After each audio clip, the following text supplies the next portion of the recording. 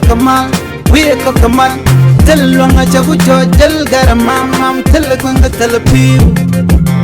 belto chadak ba kon ramamane in wale rewish kalankan cha suk ni dial tin konen korongwana tin shaka gak atu ne kurun wang shala do man gaka ke shala do jabe cha chuku chaka jak re do aran chal ke pagur chapel ko korun rishok wel diok te chuwa alu chi jabe chapanten chiman dial chikan chu jien je won gwas mi ko wa gwada dan wo jabu weten wa te kuch katin chikan kore kene luk ko gorio banga jo kan wukan kuje dien chi botena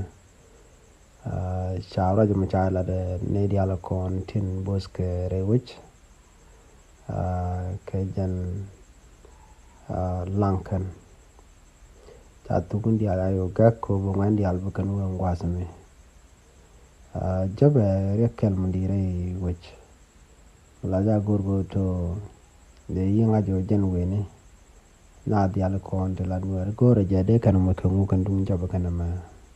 ko jabe rekel mundi tere chingnat jela dan chalat na ma rewi kalankan gatama